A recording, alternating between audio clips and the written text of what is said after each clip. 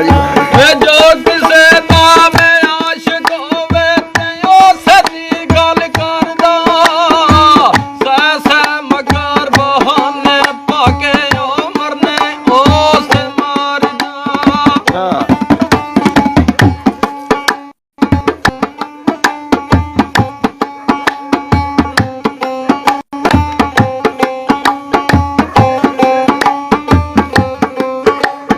ਉਹ ਝਾਂਜਾ ਆਇਆ ਤੇ ਬਹਿ ਗਿਉ ਨਾਲੇ ਹੋਈ ਰਹਿਮਤ ਉੱਠ ਨੱਠੂ ਬੇਤ ਕਬੀਰਾ ਵੇ ਗੋਸ਼ਤ ਖਾ ਦੋਈ ਤੇ ਬੇਨਕਾਈ ਦੇ ਆ ਤੂੰ।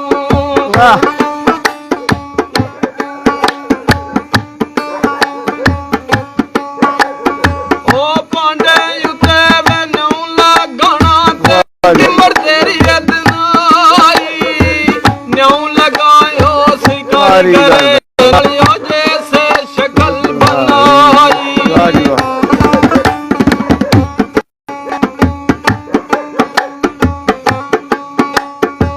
ਜਿਸ ਕਾਰੀਗਰ ਉਹ ਘੜਾ ਬਣਾਇਆ ਤੇ ਕੀਮਤ ਲੈ ਸੀ ਪੂਰੀ ਕੁੜੀਆਂ ਨੂੰ ਕਿਸਾਰ ਮੁਹੰਮਦ ਅਪਨ ਕਰੇ ਸਣ ਚੂਰੀ। ਅੱਛਾ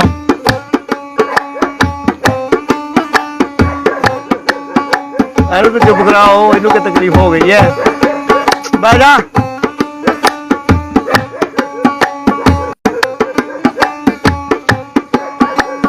ਓਏ ਉੱਚੀ ਲੰਮੀ ਤੇ ਪਤਲੀ ਗੋਰੀ ਓ ਗਰਦਾਨ ਮਿਸਾਲ ਕੁਲੰਗੇ ਨੀ ਮਾਏ ਆਸਾ ਓਏ ਮਾਸਾ ਮਾਸਾ ਤੇ ਦਮ ਨਾ ਕਰਦੀ ਨੰਗੇ।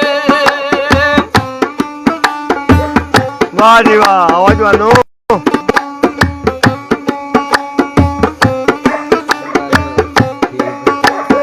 ਓ ਰੋਂਦੇ ਰੋਂਦੇ ਦਾ ਇੱਕ ਤੇਰਾ ਤੇ ਅਥਰੂਆਂ ਦਾ ਪਾਣੀ ਸਾਫਰੀ ਦੇ ਮੁਖ ਤੇ ਟਠਾ ਵੇ ਗਰਮ ਲੱਗਾ।